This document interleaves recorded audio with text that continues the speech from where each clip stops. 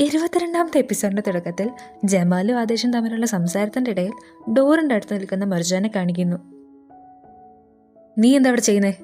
എനിക്കൊന്ന് സംസാരിക്കണം. നീ പറഞ്ഞ ഓഫറിനെ പറ്റി ഞാൻ ആലോചിച്ചു. അത് പറയാനാണോ നീ ഇങ്ങോട്ട് വന്നേ? വേറെന്തു പറയാൻ? ജസ്റ്റ് മിസ്സിന് മാനം പോയില്ല. ഇക്കാര്യം പറഞ്ഞ ആദേശ് ജമാലിനെ തല്ലിക്കൊല്ലുന്നതിന് മുന്നേ അവൻ അവിടെ നിന്ന് എസ്കേപ്പായി. ഒരു റൂമിലേക്ക് കയറി വരുമ്പോൾ നോക്കിയാണെന്നുള്ള ബേസിക് മാനേഴ്സ് നിനക്കറിയില്ലേ? അതോ രാവിലെ CID പണിയായിട്ട് ഇറങ്ങിയതാണോ? ഞാൻ നിങ്ങൾ പറയുന്ന ഒളിഞ്ഞു നിന്ന് കേൾക്കാനൊന്നും വന്നതല്ല, നിന്നോടൊന്ന് സംസാരിക്കാൻ വന്നതാ. നിനക്ക് ബുദ്ധിമുട്ടായെങ്കിൽ ഞാൻ പോയേക്കാം. അവളുടെ കണ്ണിലേക്ക് നോക്കുമ്പോൾ ജമാൽ കുറച്ചു മുന്നേ പറഞ്ഞ കാര്യങ്ങൾ അവൻ ഓർക്കാണ്. എന്താ പറയാൻ വന്നെന്ന് വെച്ചാൽ പറ. ആദ്യം നീ ഒന്ന് കാമാവ്, എന്നിട്ട് ഞാൻ വരാം. ഞാൻ കാമാണ്. ഇങ്ങനെയാണോ കാമാവുന്നേ? ശരി, ഞാൻ കാമാണ്. നീ വന്ന കാര്യം പറ. ഞാൻ നേരത്തെ പറഞ്ഞ പോലെ ആ പ്രൊജക്റ്റ് എനിക്ക് ഒരുപാട് ഇമ്പോർട്ടൻ്റ് ആണ്. ഒരുപാട് കാലം മുന്നേ ഞാൻ ഒരാൾക്ക് ഇതേപ്പറ്റി പ്രോമിസ് ചെയ്തിരുന്നു.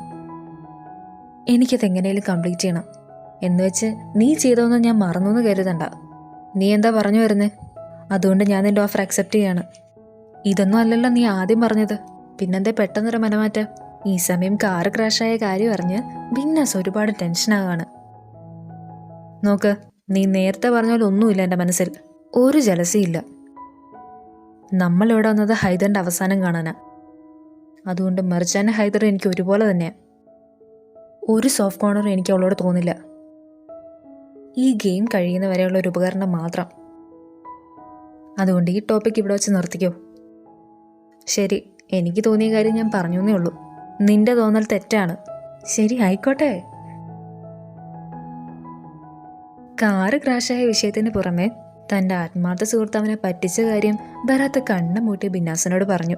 ഈ സമയം കുറച്ച് സമാധാനത്തിനായി ഒരു ബുക്ക് വായിക്കാന്ന് വെച്ചപ്പോൾ അതിലെ മെയിൻ കോൺസെപ്റ്റും ഹാപ്പി മാരീഡ് ലൈഫ് തന്നെ. ഇപ്പൊ വായിക്കാൻ പറ്റിയ ടോപ്പിക്കല്ലേ? സഖി കേട്ട് ബുക്ക് അടച്ച് തിരിഞ്ഞു നോക്കിയപ്പോൾ ദേ മുറ്റത്തൊരു മൈന. നീ വന്ന ഏതായാലും നന്നായി. ഞാൻ നിന്നോടൊരു കാര്യം പറയണമെന്ന് കരുതിയിരിക്കുകയായിരുന്നു. എന്തുപറ്റി? ഞാൻ കമ്പനിയിലേക്ക് പോവാണ് നസീർ. ഇനിയും നിന്റെ കൂടെ വർക്ക് ചെയ്യാൻ എനിക്ക് പറ്റില്ല. സാരമില്ല, സംഭവിച്ചൊന്നും നിന്റെ തെറ്റുകൊണ്ടല്ലോ. ഈ രംഗം കണ്ടുകൊണ്ടാണ് ആദേശ് അതുവഴി വരുന്നത്. 1.5 മണിക്കൂർ മുന്നേ ഇവളോട് ഒരു സോഫ്റ്റ് കോർണറും ഇല്ലാന്ന് പറഞ്ഞ് നാക്ക് വായിലേക്ക് ഇട്ടതേ ഉള്ളൂ. എന്റെ പട്ടിക്ക് തോന്നും ജലസി എന്ന് സ്വയം പറഞ്ഞ് തിരിഞ്ഞു നടക്കാൻ തുടങ്ങിയെങ്കിലും വണ്ടി അവിടുന്ന് സ്റ്റാർട്ടായില്ല. ഇത്രയൊക്കെ കഴിഞ്ഞിട്ട് നീ അവനെ വീണ്ടും വിശ്വസിക്കാൻ പോവാണോ? ഇത് കണ്ടിട്ട് ചിരിക്കണമെന്ന് എനിക്ക് തോന്നും, പക്ഷെ ചിരിക്കരുത്. ഇതൊരു സീരിയസ് സീനാണ്. എവിടെ ജമാൽ? എവിടെ? നിന്നെ ഞാൻ ഇവിടുന്ന് കഴുത്തിന് പിടിച്ച് പുറത്താക്കുന്നതിന് മുന്നേ നീ ഇവിടുന്ന് പോയിക്കോ. നിനക്ക് ശരിക്കും എന്താ വേണ്ടേ? നീ തന്നെയല്ലേ ഈ പ്രൊജക്റ്റ് വേണ്ടാന്ന് പറഞ്ഞ ആദ്യം വലിച്ചെറിഞ്ഞേ. ഞാൻ എന്താ ചെയ്യേണ്ടത് നീ എന്നെ പഠിപ്പിക്കേണ്ട കാര്യമില്ല. നാളെ മുതൽ എന്റെ ഭാര്യ എന്റെ കൂടെ വർക്ക് ചെയ്യാൻ പോന്നെ. നീ ഇത് കേട്ടോ? അവളെല്ലാം വ്യക്തമായി കേട്ടു. ഇത് കേട്ട് ദേഷ്യപ്പെട്ട് നസീർ അവിടുന്ന് പോയി. ശരിക്കും നിന്റെ പ്രശ്നം എന്നാ?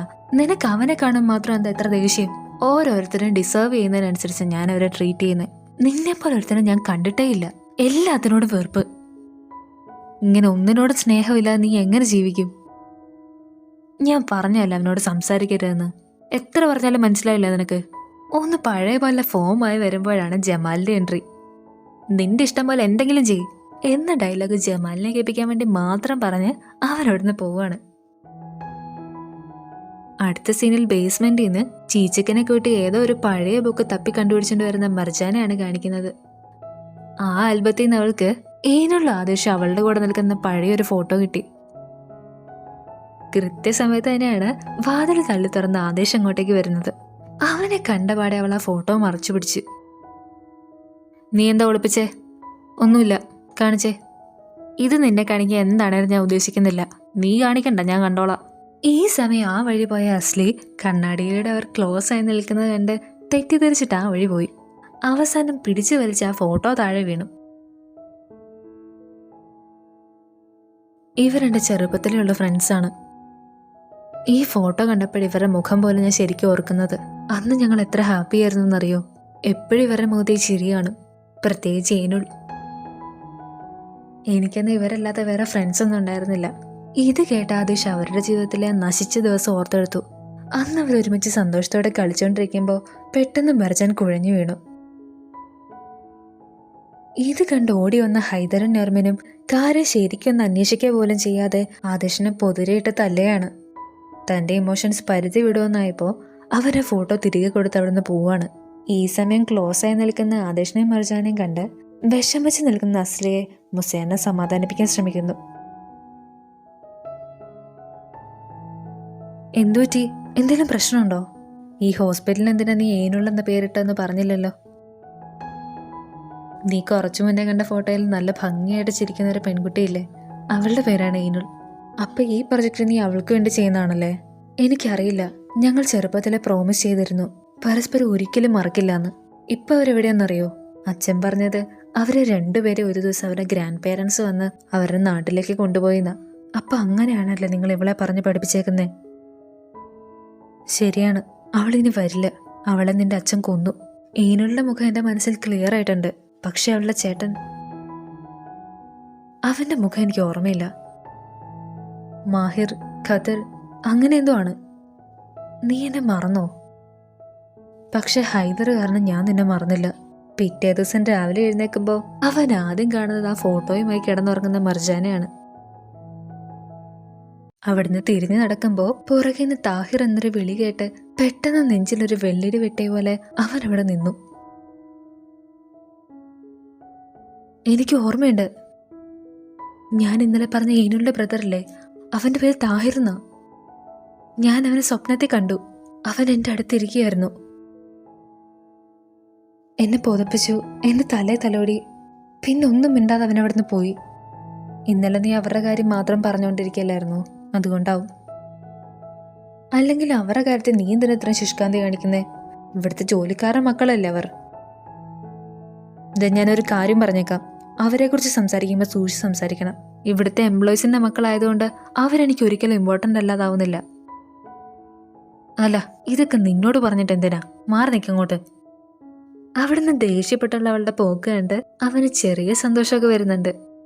അടുത്ത സീനിൽ മർജൻ നേരെ ചെന്ന് ഏനുള്ളേയും താഹിറിനെയും പറ്റി നെർമിനോട് ചോദിച്ചു. ചോദ്യം കേട്ട ആദ്യം ഒന്ന് ഞെട്ടി ഒരു പരിങ്ങലോടെ അവർ അറിയില്ല എന്ന് പറഞ്ഞു.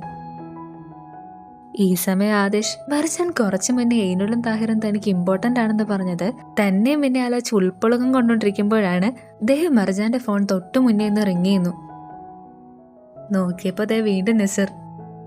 ഇവൻ എന്റെ കയ്യിൽ നിന്ന് ചോദിച്ചു മേടിക്കുവാടി. നീ വിളിക്കുന്ന പെണ്ണിന്റെ കല്യാണം കഴിഞ്ഞതാ, വെച്ചിട്ട് പോടാ. അതെന്റെ ഫോണല്ലേ? ഇതെവിടെ ഇരിക്കുന്ന കണ്ടു, ദേ എടുത്തോണ്ട് പോവാൻ നോക്ക്. ഒന്ന് നിന്നേ. ഇനി എന്നാ പ്രശ്നം? നീ കമ്പനിയിലേക്കാണോ? എന്നാ ഞാനും വരുന്നു. ഇപ്പൊ ഞാനൊരു സ്ഥലം വരെ പോവാ. നീ വെയിറ്റ് ചെയ്യ്, വന്നു കഴിഞ്ഞ് നമുക്ക് ഒന്നിച്ചു പോവാം. നീ തിരക്കാണേ വേണ്ട, ഞാൻ തന്നെ പൊക്കോളാം. ഞാൻ പറഞ്ഞില്ലേ വരാന്ന്. വെയിറ്റ് ചെയ്യ്.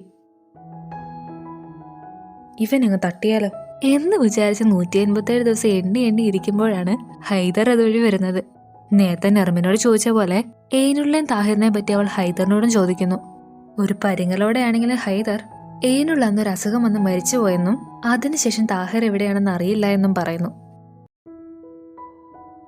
ഈ സമയം ബറാത്ത് ഈ കടങ്ങളൊക്കെ തിരിച്ചടയ്ക്കാൻ ലോൺ ഷാർക്കിന്റെ കയ്യിൽ നിന്ന് പണം കടം മേടിക്കാന്നുള്ളൊരു കിടലൻ ഐഡിയ ബിന്നാസിനോട് പറയുന്നു. ഇത് കേട്ടവർ അടുത്തിരുന്ന തവി കൊണ്ട് ബറാത്തിന്റെ തലക്കെട്ടടിച്ചില്ല എന്ന് മാത്രം. ആദേശ് ഈ സമയം പതിവ് പോലെ ഏനുളുടെ കബറിടത്തിലെത്തി.